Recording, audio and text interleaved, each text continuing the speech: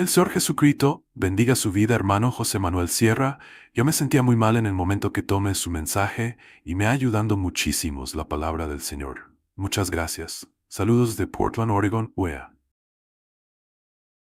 Alabo y bendigo tu santo nombre, mi Señor Jesús. Que este medio encontré al pastor José Manuel Sierra. Sigo sus predicaciones, me alimento con la palabra de Dios. Dios lo bendiga, Sierra, y aunque no lo mencione siempre, a su familia también juntamente con usted. Dios lo eligió pastor para nuestra bendición. Privilegiados son los su iglesia. Saludos desde Phoenix, Ast. Amén, hermanos. Me gustaría llevarles al libro de Éxodo, que es el segundo libro, empezando por el principio de la Biblia, porque una de las cosas que yo he dicho muchas veces aquí, cuando leemos la Biblia no es un libro que se escribió hace 2 días. La Biblia tiene miles de años. Si los libros, las cartas, los capítulos que tenemos aquí en nuestras manos, es un tesoro impresionante.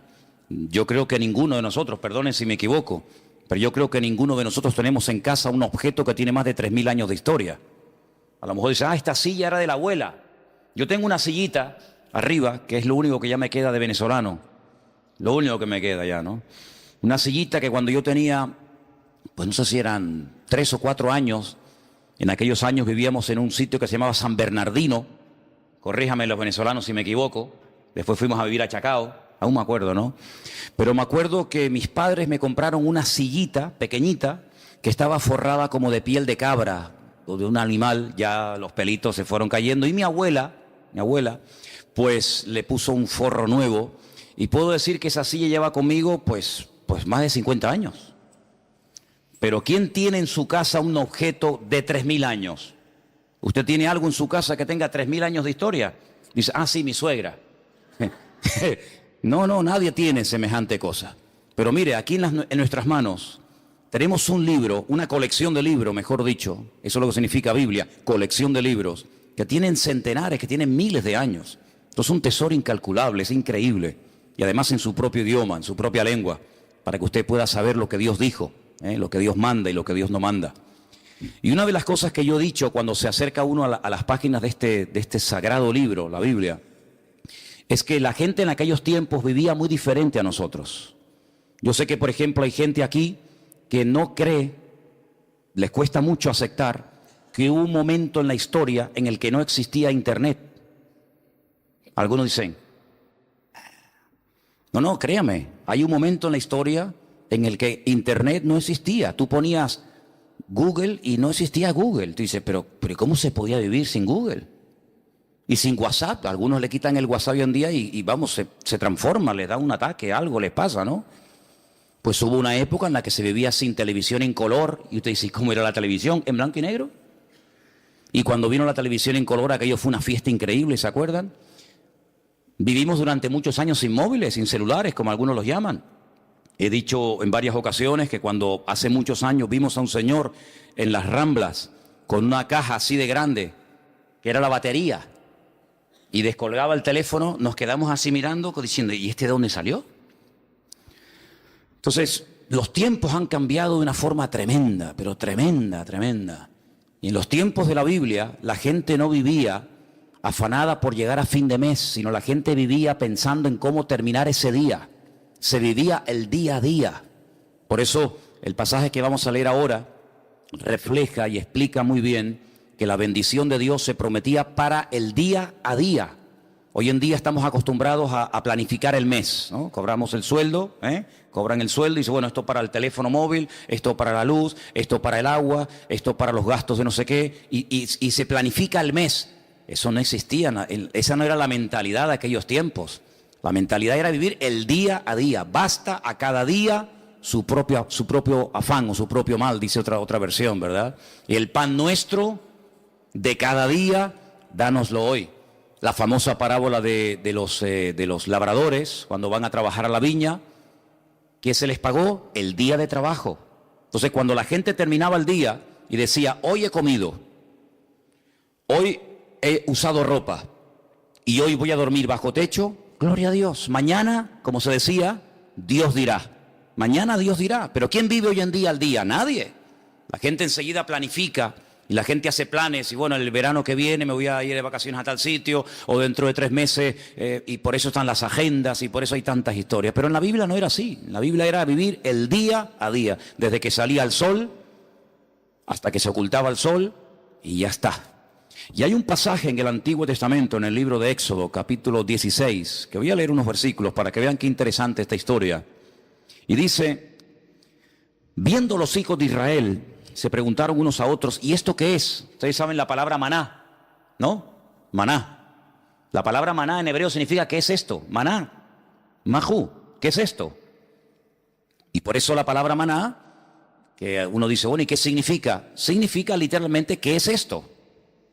Pues dice aquí, cuando vieron aquello, dijeron, ¿qué es esto? Porque no sabían qué es lo que era. Entonces Moisés le dijo, este es el pan que el Señor os da para que coman. Esto es lo que el Señor os ha dado. Recoged de él cada uno según lo que pudiera comer. Un gomer por cabeza, conforme al número de vuestras personas. Tomaréis cada uno para los que están en su tienda. Los hijos de Israel, dice versículo 17, le hicieron así. Unos recogieron más y otros recogieron menos. Y lo medían por gomer, y no sobró al que había recogido mucho, ni faltó al que había recogido poco. Cada uno recogió conforme a lo que había de comer. Moisés les dijo, ninguno deje de ello para mañana. Algunos decían, ¿y si mañana no cae el maná? ¿Y si pasado mañana se agota? Vamos a recoger el lunes, para el martes, para el miércoles y para el jueves. Siempre ha habido gente así, ¿no? Pero el Señor le dijo, no. Ellos no obedecieron a Moisés. Algunos dejaron de ello para otro día y crió gusanos y hedió. Y se enojó Moisés contra ellos. Era una falta de fe. Creer que al día siguiente el Señor no iba a derramar su fidelidad era una falta de fe. Hoy ha caído el maná, sí, mañana otra vez y pasado otra vez, no se preocupen.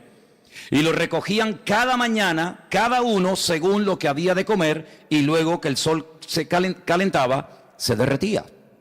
No sé si han visto seguramente en alguna feria, en algún lugar por ahí, esa gente que tiene como si fuera un caldero y van haciendo una cosa así y crean como ese algodón.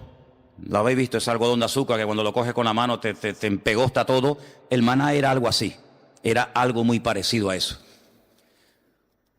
El Señor les dijo, cada día ustedes van a ver una demostración de mi fidelidad. Cuando ustedes se levanten, ya el maná está allí.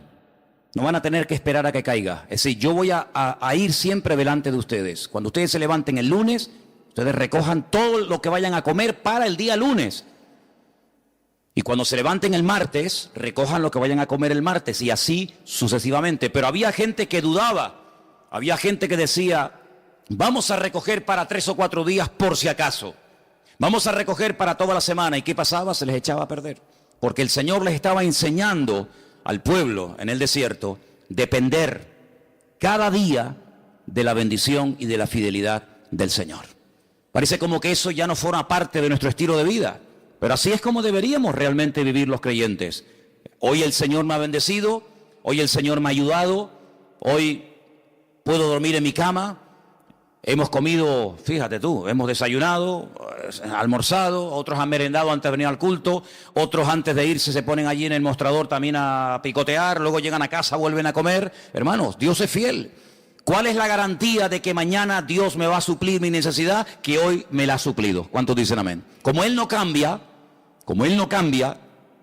si Él hoy ha sido fiel, mañana otra vez volverá a ser fiel. Y yo tengo que fiarme de Dios.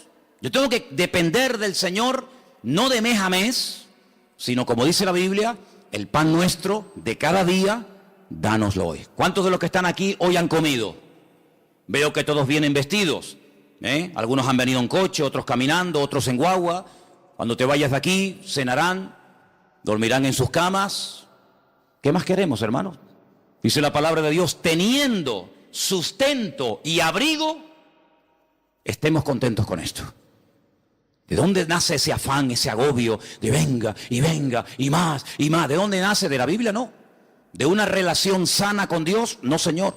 El cristiano sano, el cristiano que tiene una fe sana, completa, una fe coherente, una fe bíblica, no tiene que caer en ese afán, en ese agobio, en ese estrés, y la deuda, y no sé qué, y esto y lo otro. No, así no vivimos, así no tenemos que vivir los hijos de Dios.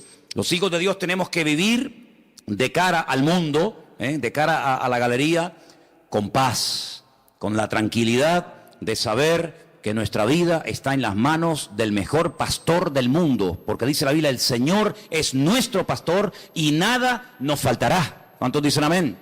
Por lo tanto, en el Sermón del Monte, el Señor cuando enseña a orar a su pueblo dice, y el pan nuestro de cada día, dánoslo hoy. ¿Se puede orar por el pan nuestro de cada día? Claro que sí.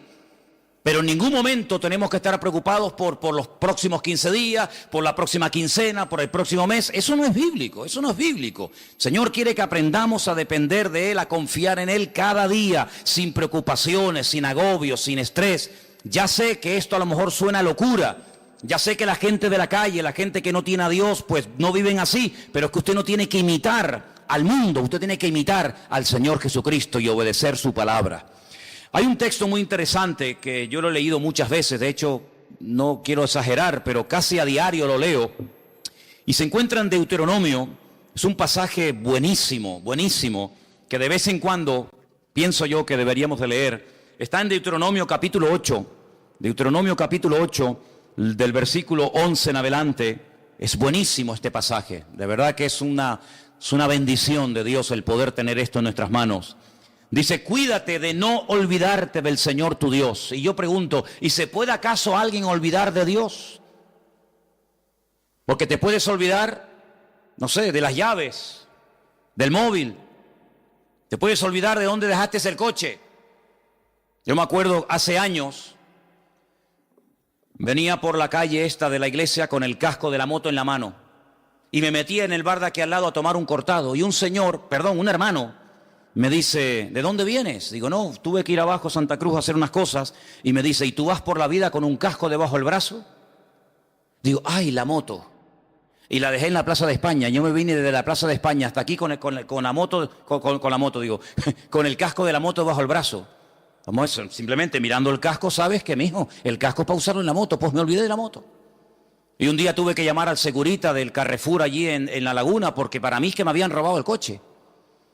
¿Y qué va? Me van a robar el coche estaba en otro sitio, pero volví loco a medio centro comercial. Mire, que me robaron el coche, que llame a la policía, que no sé qué, y el coche estaba donde yo lo había dejado, pero yo no me acordaba. Y a veces hemos visto en alguna playa por la megafonía, el niño Pedrito García Rodríguez, con una camisita roja y un pantalón amarillo y unos calcetines verdes. Se ha perdido, por favor. Pero perder a Dios, olvidarse de Dios. ¿Cómo se puede una persona, cómo se puede olvidar un joven, cómo se puede olvidar una familia de Dios? Pues hermanos, parece mentira, pero hay gente que incluso llegaron a servir a Dios y se olvidaron completamente de Él. Y por eso el Señor, sabiendo que somos así los seres humanos, dice en este versículo, cuídate, tengan cuidado de no olvidarse del Señor vuestro Dios, para cumplir sus mandamientos, sus decretos, sus estatutos que yo te ordeno hoy. Versículo 12. No suceda que comas y te sacies y edifiques buenas casas en las que habites, y tus vacas y tus ovejas se aumenten, y la plata y el oro se te multipliquen, y todo lo que tuvieres se aumente, y se enorgullezca tu corazón, y te olvides del Señor tu Dios, que te sacó de la tierra de Egipto, de la casa de servidumbre, que te hizo caminar por un desierto grande y espantoso, lleno de serpientes ardientes y de escorpiones y de sed, donde no había agua, y Él te sacó agua de la roca del pedernal, que te sustentó con maná en el desierto, comida que tus padres no habían conocido, afligiéndote y probándote para a la postre hacerte bien. Y digas en tu corazón, mi poder y mi fuerza, la fuerza de mi mano, me han traído esta riqueza. Dice aquí, acuérdate del Señor tu Dios, porque Él es el que te da el poder para hacer las riquezas. ¿Cuántos dicen amén? Esa es mentira, ¿no? Gente que ha prosperado, gente que le ha ido bien en la vida, que en fin, que han aumentado sus negocios, su patrimonio, etcétera, y se les sube a la cabeza el éxito, y diga, no, es que yo tengo todo esto por mi fuerza, por mi sabiduría, por mi poder. Usted dice, no, a mí eso no me puede pasar. No lo digas, porque como lo diga, a veces al final te va a terminar pasando. El hombre es así, hermanos. El hombre, mientras depende del Señor, se mantiene humilde, se mantiene sometido al Señor, pero como parece que a veces la riqueza o la abundancia se le vuelven en su contra, pueden incluso llegar a olvidarse del Señor, del Creador. Dice, el que te sacó de Egipto, el que cuando eras un esclavo y nadie daba un duro por ti, yo te compré y te saqué de la tierra de esclavitud y te conduje por el desierto y te di agua y te di maná y te di todo lo que necesitaba. Y ahora que llegas a la tierra prometida te olvidas de mí, porque crees que ha sido tu sabiduría, tu fuerza, tu experiencia en la vida la que te ha llevado de la nada a la cumbre, y te equivocas. Ten mucho cuidado y guarda tu corazón, dice la Biblia, porque soy yo el que te da la sabiduría, soy yo el que te da el poder para hacer las riquezas. Y cuando el Señor le da a uno sabiduría para hacer negocios, y cuando el Señor le da sabiduría para hacer algo, aunque te salga bien el negocio, lo que has comprado, lo que has hecho, no te olvides siempre de darle la gloria y la honra al Señor. ¿Cuántos dicen amén? Así que tengamos cuidado, ¿verdad? Porque son más los que se han perdido, los que se han enfriado y se han apartado de los caminos del Señor en la abundancia que en la escasez. Parece mentira, pero así ha ocurrido muchísimas veces, ¿no? Así que estamos viendo a la luz de la palabra de Dios cómo hay que depender cada día de Él. Ahora, vivimos en un mundo, como dije la semana pasada, rodeado de mentiras y de mentirosos. Esa es la cruel realidad. Vivimos en un mundo en donde los principios y los valores están al revés. Dice la Escritura que llegaría un momento en la historia de la humanidad, y yo creo que ya hemos llegado, en el que a lo malo te lo presentarían como lo bueno. Y lo que es bueno y decente de toda la vida, te lo presentarían como algo malo. Y uno dice, pero ¿cómo puede ser eso? ¿Cómo puede ser que la decencia, la fidelidad, el ser honesto, el vivir la verdad, el ser sincero esté mal visto y parece que le vaya mejor al ladrón, al sinvergüenza, al que roba, al que miente, al que engaña? ¿Cómo puede ser eso? ¿Cómo puede ser que personas por no pagar a lo mejor una pequeña cantidad le embarguen lo que tienen, y personas que han robado millones se estén pegando la gran vida y salgan en televisión y viajen por aquí y compren por allá? ¿Cómo puede ser eso? Bueno, son los últimos tiempos. Tiempos en los que a lo dulce lo presentarían como salado y a lo salado como dulce, dice la Biblia. Ahora, hay dos versículos que aparentemente son contradictorios, y curiosamente, tanto uno como otro los escribió la misma persona. Por ejemplo, hay un versículo que todo cristiano, yo creo, no, da igual a la iglesia que asista o a la denominación a la que pertenezca, yo creo que hay un versículo que todos los cristianos se lo saben de memoria. Y si no, vamos a comprobarlo. Juan 3:16. ¿Qué dice? Díganlo fuerte. Uy, no. A ver si me vais a dejar en... Que esto lo están viendo miles de personas ahora mismo en el mundo entero, ¿eh? Decirlo fuerte, a ver qué dice. Porque de tal manera amó Dios al mundo, que ha dado a su Hijo unigénito, para que todo aquel que crea en Él no se pierda, mas tenga vida eterna. ¿Qué dice la Biblia que Dios hizo? Dios amó. ¿A quién? Al mundo. Dígalo fuerte. Dios amó al mundo. Otra vez. Dios amó al mundo. Ahora explíqueme esto. No améis al mundo ni las cosas que están en el mundo. ¿En qué quedamos? Juan 3:16 dice, Dios amó al mundo. Y primera de Juan capítulo 2 verso 15 dice, no améis al mundo ni las cosas que están en el mundo. ¿Cómo es que la Biblia dice que Dios amó al mundo y a mí se me prohíbe amar al mundo? Hay que explicarlo, porque en la Biblia no hay contradicciones. Hay gente que dice que la Biblia es un libro lleno de contradicciones. Y yo le digo, cuando usted me muestre una, nos sentamos y hablamos. La Biblia no tiene contradicciones. El problema es que muchas veces no se puede terminar de traducir exactamente, porque nosotros tenemos una sola palabra para la palabra mundo. Como para la palabra amor, tenemos una sola palabra. No hay 4 o 5 palabras para amor. Amor hay una sola palabra, no hay más. En griego hay 3 o 4 palabras y en hebreo ni le cuento. Y en griego, incluso en hebreo, para la palabra tierra, planeta, mundo, etcétera, hay un montón de palabras, y depende a lo que se esté dirigiendo el autor, pues emplea un término o emplea otra, pero en español nada más tenemos una sola palabra, ¿verdad? Cuando estamos leyendo Juan 3:16, dice que de tal manera, de tal magnitud, con tal fuerza, amó Dios al mundo. Ahí está haciendo referencia a la raza humana, al hombre, a la humanidad. De tal manera Dios amó al hombre, a la raza humana, a los hombres, a las mujeres, a los blancos, a los negros, a los ricos, a los pobres, a los africanos, asiáticos, norteamericanos, latinos. De tal manera amó Dios a esa gente que dio a su Hijo unigénito al mundo, para que lo amaran y lo respetaran y creyeran en Él. Pero cuando vamos a Primera de Juan y encontramos otra vez la misma palabra, la palabra mundo, es la palabra cosmos. Y la palabra cosmos nos habla acerca de un estilo de vida, de unos principios, de unos valores que no son los nuestros. No son los nuestros. ¿Usted no ha oído alguna vez la expresión de decir, mira, di una mentira de estas piadosas? De hecho, incluso hasta cuando éramos católicos, se nos decía que había dos tipos de pecados. Bueno, se nos decía, no, se siguen diciendo. Pecados mortales y pecados veniales, ¿sí o no? Amigo. Es decir, que hay pecados que son graves delante de Dios y pecados que, bueno, que Dios hace la vista gorda, no pasa nada. Una mentirijilla de vez en cuando para salir del paso, ¿sí o no? Eso se nos ha enseñado toda la vida. Cuando vamos a la palabra nos encontramos que hay un sistema, un estilo, una filosofía de vida que es totalmente opuesta a nuestro estilo de vida. ¿Por qué? Porque en el mundo, cuando 2 o 3 o 4 hombres se juntan en un bar, en un negocio, donde sea, y comienzan a hablar, ¿de qué suelen hablar? De mujeres.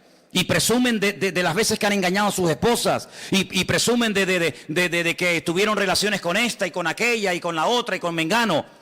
Sin embargo, eso en el círculo cristiano se nos tendría que caer la cara de vergüenza y darnos vergüenza de haber hecho eso. Son puntos de referencia completamente diferentes. Y en el mundo es normal mentir, y en el mundo es robar, pues decir, mira, sí, y era no, o no, cuando era sí, o decir, ¿cuánto tienes? 5, y es mentira, tienes 10. En el mundo todo eso es normal. Y cuando dice la Biblia, no améis al mundo, se refiere, no imites la forma como vive la gente. Una cosa es que Dios amó al hombre, y otra cosa es que Dios ame a los pecados del hombre, que son dos cosas completamente diferentes. Dios ama a un etarra, a un asesino, a un violador, ¿sí o no? Por supuesto que sí. ¿Faltaría más? Si no, madre mía. Pero eso quiere decir que Dios ama su estilo de vida. Eso quiere decir que Dios ama la mentira, el engaño, el soborno, el adulterio, la fornicación, la extorsión. No, señor. Una cosa es que Dios ame a la persona, y otra cosa es que Dios acepte y ame y tolere el estilo de vida de esa persona. No nos confundamos. Por eso dice la Biblia que cuando viene por ahí alguna persona que dice que yo soy cristiano, yo soy pastor, yo soy hijo de Dios, yo soy siervo de Cristo, yo soy esto, yo soy aquello, apóstol, como algunos van por ahí también diciendo, pues hermano, por sus frutos los conoceréis. Y por eso dice la Biblia que hay que probar los espíritus, porque no todos los espíritus son de Dios. Y por eso encontramos en la Biblia falsos evangelistas, falsos pastores, falsos maestros, falsos apóstoles, etcétera, etcétera. ¿Por qué? Porque Dios ama a todo el mundo por igual, pero denuncia y no tolera el pecado y el desorden de nadie. ¿Cuántos dicen amén?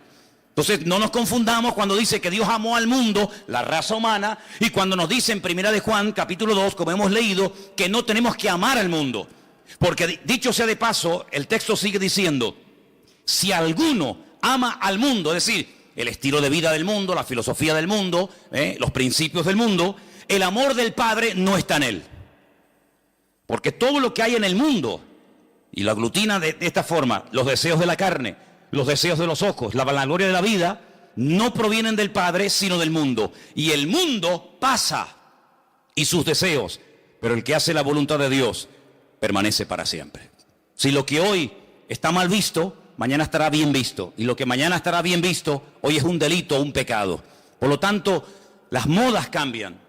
Hace años en este país se obligaba a la gente a ir a las plazas públicas a ver cómo se torturaba a personas y cómo se les quemaba vivos y cómo se les crucificaba, y era normal. Y si retrocedemos en el tiempo, la gente pagaba dinero para ir a los coliseos, a los circos romanos, para ver cómo los animales devoraban a mujeres o a niños, mientras ardían como antorchas humanas, y era normal, era totalmente normal. Sin embargo, nos hemos dado cuenta de que cosas que antes eran normales o delitos, hoy en día, pues, han cambiado. Por eso nosotros no tenemos que dejarnos llevar por las modas de este mundo. sino tenemos que dejarnos llevar por los principios y valores eternos del Señor que están en su bendita palabra. ¿Cuántos dicen amén? Así que, amados hermanos, tenemos que partir de la base de que nosotros somos gente diferente, somos gente distinta, y hay algo con lo cual tenemos que estar claros en esto. Y yo les voy a contar parte de mi testimonio, porque creo que puede ser de ayuda a la hora de entender lo que quiero decir. Hay personas que llegaron al conocimiento de la verdad. Hay personas que les nació en su corazón el deseo de buscar a Dios porque empezaron a leer los evangelios o empezaron a leer la Biblia. Conozco muchísima gente que me dice, no, yo un día me compré una Biblia, o alguien me regaló una Biblia, un Nuevo Testamento, como esta que estáis ofreciendo los hermanos moteros, ¿no? Bueno, te llega la Biblia, empiezas a leerla, y empiezas a interesarte, empiezas a darte cuenta de un montón de cosas y se despierta algo en ti que te lleva a una búsqueda de la verdad, y buscando, pues encuentra. ¿Y a quién encuentra? Al autor y al consumador de la fe, que es Cristo Jesús, ¿sí o no? Pero a mí no me pasó eso. Yo fui al revés. Yo no había leído en mi vida la Biblia, jamás. No me interesaba. Yo no sabía ni lo que era una Biblia.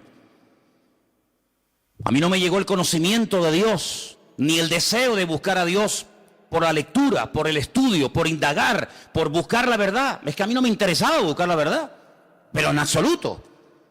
Lo primero que yo tuve fue un encuentro, una experiencia personal con Jesucristo.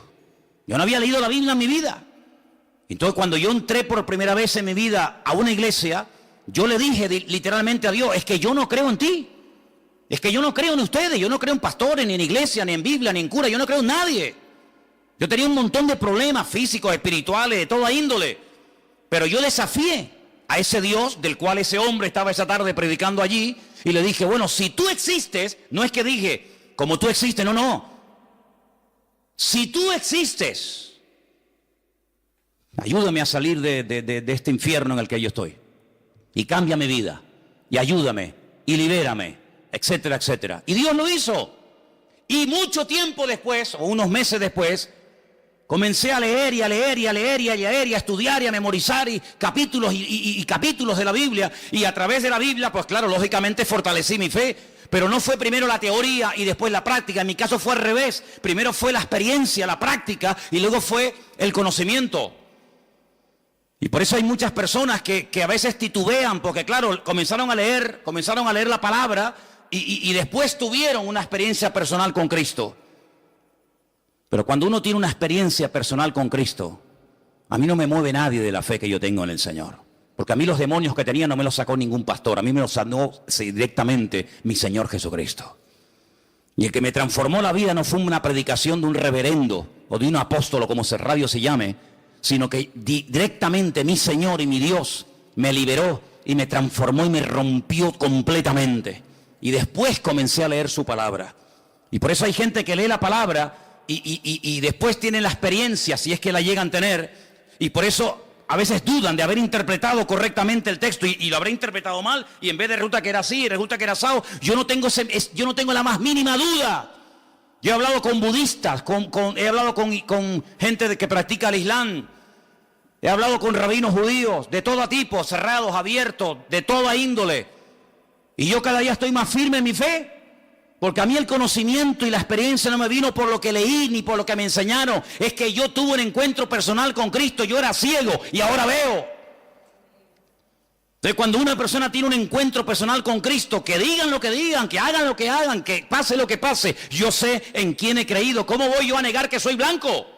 Hermano, si yo me subo a esta plataforma esta tarde y digo, hermano, ustedes me ven blanquito, pero yo realmente en el fondo soy negro. Usted dirá, bueno, hermano, usted dé lo que quiera, pero usted se le ve por fuera y usted tiene piel blanca. No, mire, hermano, es que yo soy moreno, mulato y soy mujer. Pasa que ustedes me ven con otra visión. No puedo negar, yo no puedo negar lo que soy. Pues exactamente igual le digo espiritualmente. Yo no puedo negar que Cristo un día me sanó, me liberó y me transformó la vida. Y no lo leí en la Biblia, no lo leí en un libro, lo sentí, lo experimenté personalmente. Por eso cada vez que voy a Israel, cuando vengo más firme en mi fe. Y no es que voy allí y digo, ay, a lo mejor creía al revés de como yo era. No, es que me da igual. Porque yo no fui al convencimiento de la verdad por lo que leí, sino por lo que viví y por lo que experimenté. Y cuando una persona experimenta algo, no desde la teoría, sino desde la práctica, ese hombre y esa mujer no lo tumba, ni lo sacude nada, ni nadie. ¿Cuántos dicen amén? Si yo subo esta noche aquí a un hombre y subo a una mujer y le digo, hermano, explique lo que es un parto. Y ya, bueno, pues un parto, ¿no? Tienes dolores, hay un momento como se rompen agua, se llama, ¿no? Corríjame porque yo en esto estoy fatal, ¿eh? Se rompen aguas, te entran dolores, empiezan a dilatar, no sé qué, no sé cuánto, tienen que llevar a la clínica y te suben allí en aquellos aparatos y te dice, sopla, sopla, aprieta, no, ahora sí, ahora sago, ¿sí o no? Qué malo soy, soy fatal. Asuman ustedes una mujer aquí que haya parido. Y dice, mira Manolo, cállate la boquita, anda. Un parto no tiene nada que ver con lo que tú has dicho.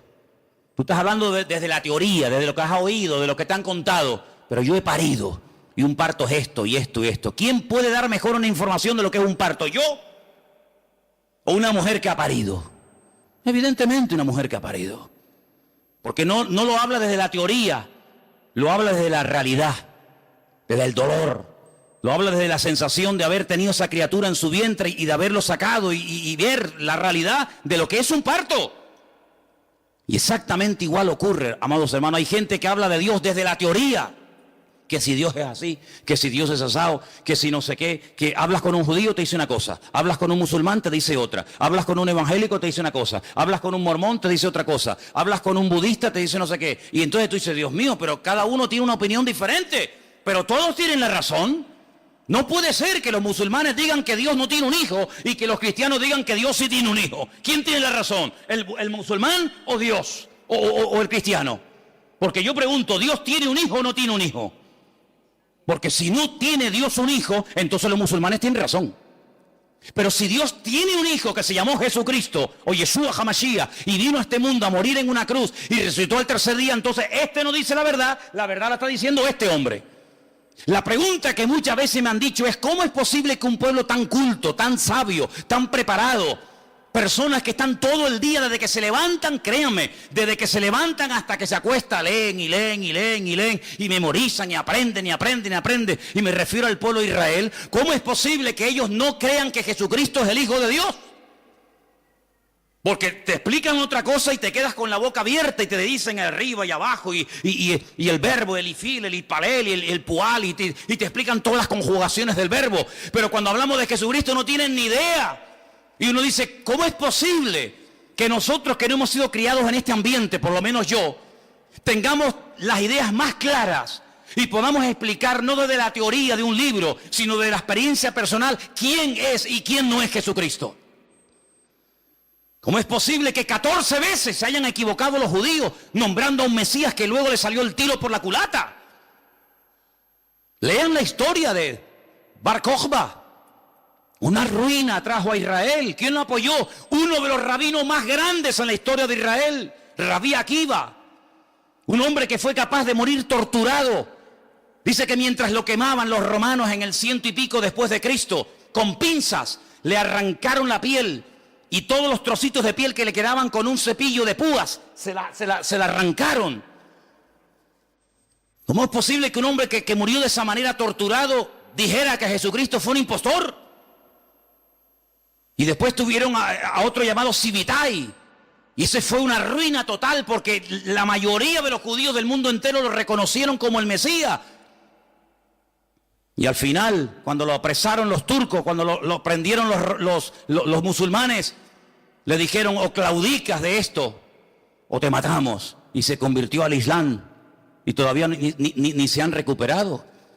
¿Y cómo es posible que hace unos años, en todas las calles de Israel, en los taxis, en las guaguas, en los colegios, en la radio, en la televisión, por todas partes había pancartas, que viene el Mesías, que viene el Mesías, que viene el Mesías, el viejito Lubavitch, un viejito así chiquitito? Ese es el Mesías. Y resulta que se murió. Y todo el mundo dice, uy, ¿ahora? Y ahora eso que le estaban esperando y lo habían proclamado como el Mesías, dice, no se preocupen, de un momento a otro resucita y viene y está entre nosotros otra vez. Y yo digo, Dios mío, ¿cómo es posible que esa gente tan culta y repito, tan sabia y que profundiza tanto la Escritura, se hayan equivocado tantas veces? No una, ni dos, ni tres, ni cuatro, muchas veces proclamando a falsos mesías. Bueno, es que eso está escrito. Eso no es producto de la casualidad.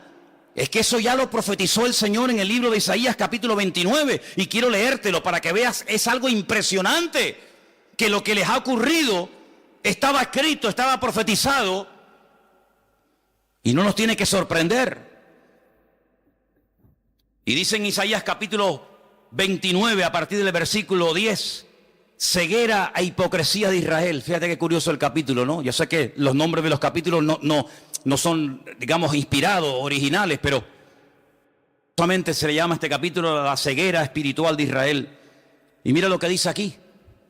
Porque esto se escribió antes del nacimiento de Cristo, no se escribió en el Nuevo Testamento. Ah, claro, eso lo escribió Pablo, lógico. Es normal que Pablo o Pedro o Juan o Santiago o Mateo digan eso. No. Esto lo escribió Isaías antes del nacimiento de Cristo. Cómo él proféticamente recibe la revelación de cómo iba a actuar esa gente. Y dice así: porque el Señor derramó sobre vosotros espíritu de sueño. Esto es un judío hablándole al pueblo de Israel. Dios derramó sobre vosotros espíritu de sueño y cerró los ojos de vuestros profetas y puso velo sobre las cabezas de vuestros videntes. Ah, ahora entiendo. Ahora entendemos, claro. Y os será toda visión como palabras de libro sellado. Por eso leen y leen y leen y leen y memorizan y aprenden y no entienden. El cual si dijere al que sabe leer y le dijeren, lee ahora esto, él dirá, no puedo porque está sellado. Y si se le diera el libro al que no sabe leer, le dicen, lee ahora esto, y él dice, es que no sé leer. Dice pues el Señor, escucha bien la explicación de Dios. Estas son las palabras de Dios al pueblo de Israel.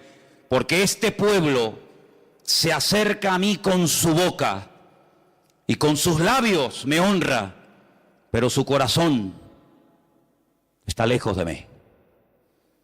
Y su temor de mí no es que un mandamiento de hombres, como dice otra versión más cercana al original, un mandamiento enseñado y aprendido de memoria, que les ha sido enseñado. Por tanto, he aquí que nuevamente excitaré yo la admiración de este pueblo con un prodigio grande y espantoso, porque perecerá la sabiduría de sus sabios y se desvanecerá la inteligencia de sus entendidos. Ahora puedes ver cómo un niño en la escuela dominical, un domingo a la tarde, es capaz de ver en Juan capítulo 1, cómo el verbo, que en un principio era Dios, se hace hombre, se humana, se encarna y habita entre nosotros y vemos su gloria. Y no tiene ningún problema en aceptar eso. Y después te encuentras a un hombre que lleva 70, 80 años de su vida leyendo 16 horas por día la Biblia, de por la mañana hasta por la noche, y es incapaz de ver a Cristo en las Escrituras. ¿Por qué? Porque el profeta Isaías dijo, en los últimos tiempos derramaré un espíritu de ceguera en vuestros videntes, en vuestros profetas, en vuestros sabios, de tal manera que van a leer y dice como que no lo puedo leer porque no lo entiendo. Es como si estuviera sellado. Increíble, increíble. Ya sabemos que en los últimos tiempos el Señor tratará de una forma especial, pero lo importante es que todos y cada uno de nosotros valoremos el hecho de haber podido entender el Evangelio, porque haber entendido el mensaje, el propósito por el cual Cristo vino a este mundo nos ha cambiado la vida, ¿sí o no? Cuando una persona encuentra la verdad, yo no tengo que buscar nada más, créanme, yo no tengo una insatisfacción diciendo, oye, estaré en la verdad, me habré equivocado, me habrá engañado esta gente. Y a veces resulta que yo he creído en esta iglesia evangélica y ahora resulta que estoy en la mentira, me he metido en una secta, me están comiendo el coco. A veces resulta que en vez de este camino era el otro. Ay, madre mía. Es que yo sé en quién he creído. Yo no me convertí a la iglesia evangélica. Yo no soy representante de la iglesia evangélica. Yo soy embajador de Cristo y Cristo fue el que cambió mi vida. Y me reúno aquí porque con ustedes me siento a gusto y porque creo que todos tenemos una experiencia en común. Pero si así no fuera, probablemente buscaría otro lugar donde poder congregarme, pero no porque me haya convertido a una iglesia llamada iglesia evangélica. Yo no me he convertido a nadie, ni he cambiado de religión. Yo he pasado de muerte a vida, porque Cristo ha perdonado todos mis pecados y de ahí no me muevo ni a palos. ¿Cuántos dicen amén? Y por eso tenemos que tener bien claro, ahora que se nos está yendo el año, ahora que estamos llegando a la recta final, ¿estás hoy más firme en tu fe que el 1 de enero? ¿Estás hoy más firme, más bien anclada en las cosas del Señor que hace 4 o 5 meses atrás? Espero que sí. ¿Cuántos dicen amén? Quiero leerles un versículo en esta tarde.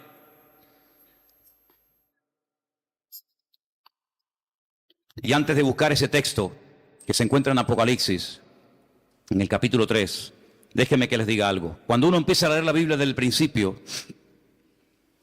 uno se va a dar cuenta de que cuando Adán y Eva pecaron, y ahora hablaremos un poquito de esa mujer también, quedaron desconectados del Señor, desconectados completamente. Todo cambió, todo.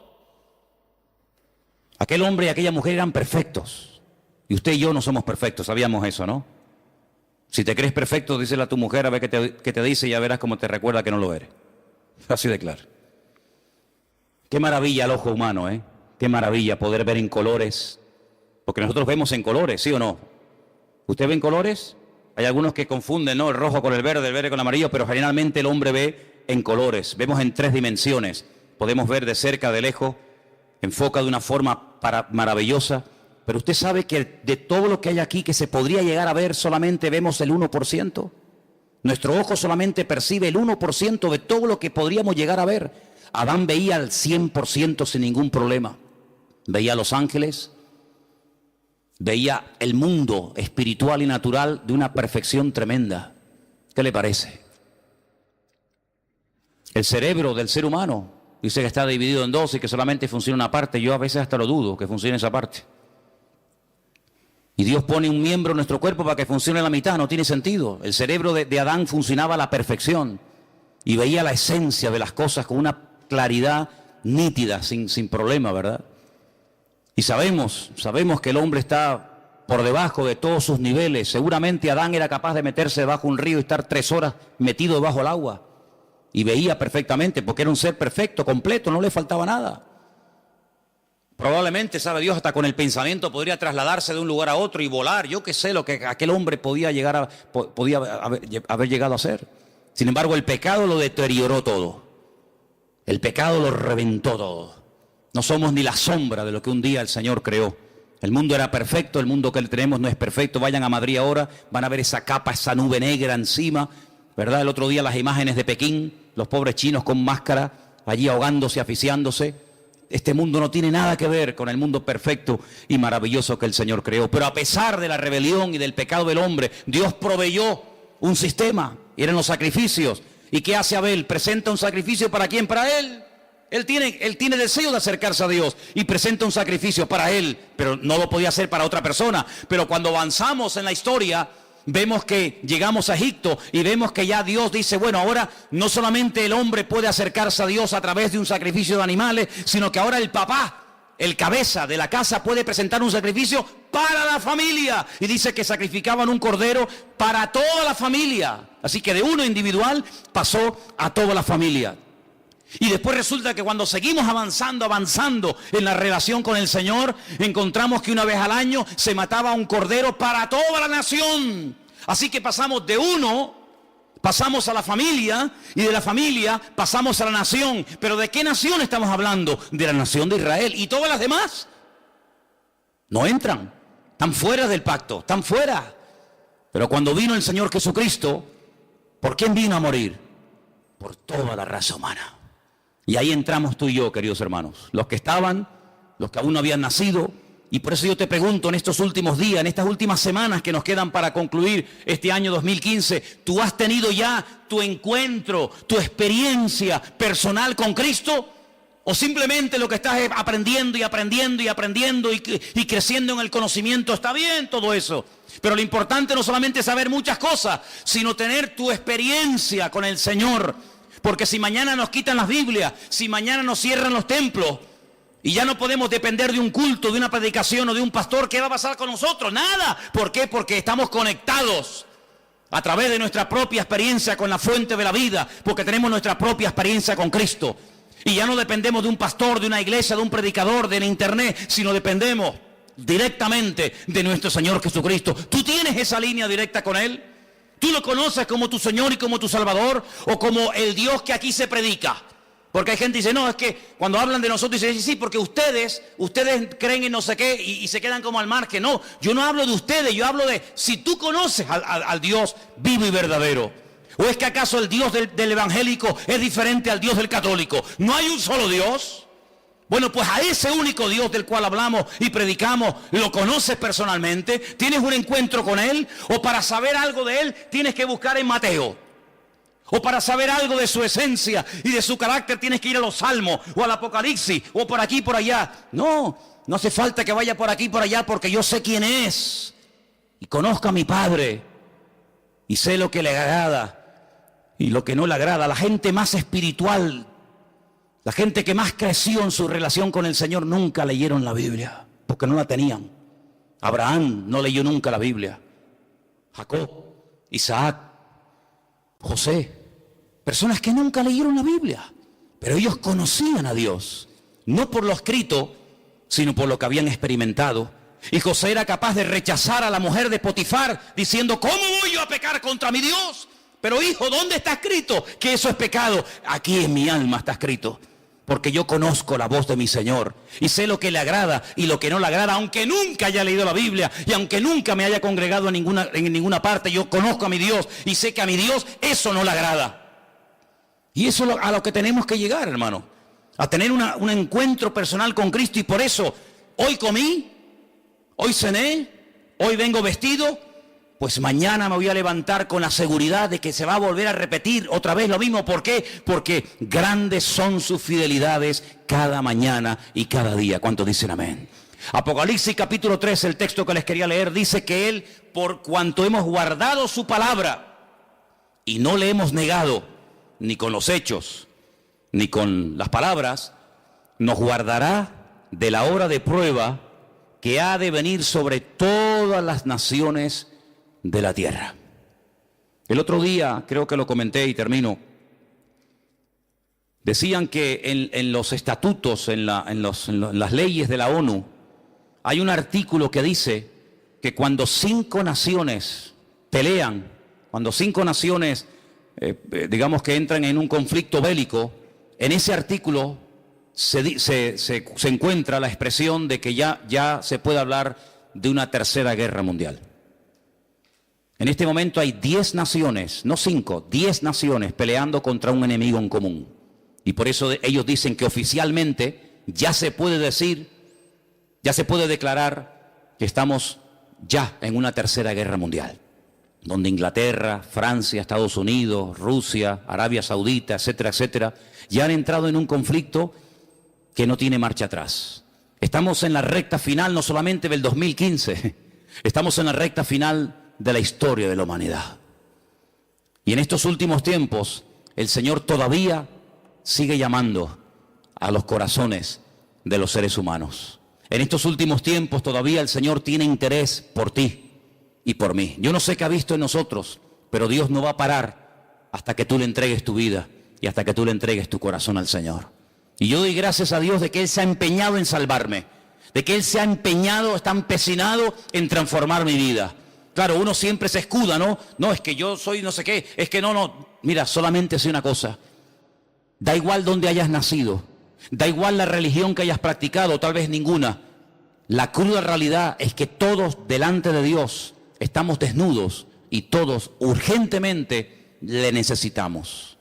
No hay un verdadero cambio. Una persona puede cambiar y estar una temporada buena, pero eso no es lo que yo buscaba. Porque yo también, cuando estaba sin Cristo, también tuve mis buenas temporadas. Fueron las mínimas.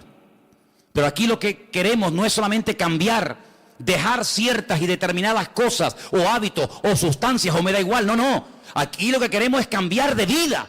Y no se puede cambiar de vida, no se puede estar permanentemente sin meter la pata, perdonen la expresión, no se puede estar permanentemente, digamos, viviendo en victoria y en bendición. No se puede, es imposible. Y usted dice, bueno, ¿qué esperanza me está dando este hombre?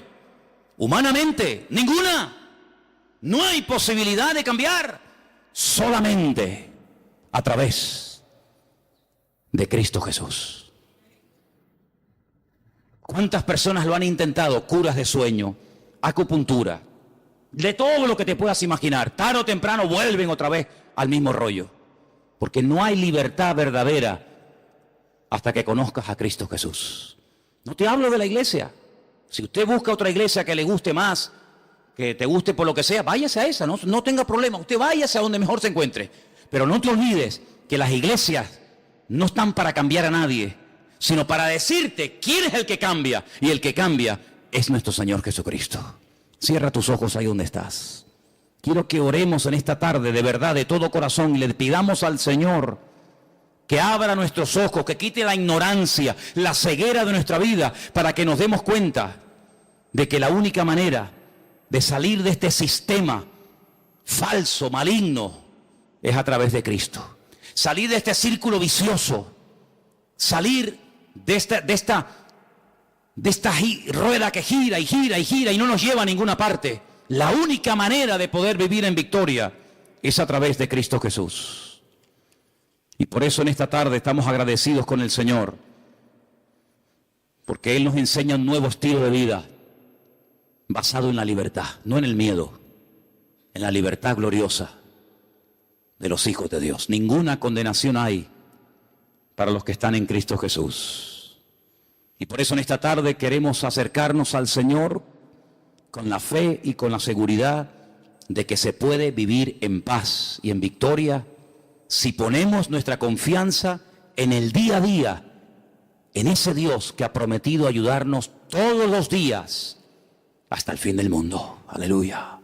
Si en esta tarde hay entre nosotros algún hermano, alguna hermana, alguna persona, algún joven, me da igual, que tal vez por primera vez en su vida, fíjate lo que te digo, por primera vez en su vida dice, pues oye, yo quiero entregarle mi vida al Señor. Yo más que fe y confianza en una religión o en una institución, en quien yo quiero tener mi confianza es en el Señor. Porque uno oye cada cosa de los que se dedican a la religión que te quedas con la boca abierta. Pero yo no te hablo de religión, yo te hablo del Señor. Y a mí quien me sacó los demonios y quien me cambió la vida fue mi Señor. No una iglesia ni un pastor.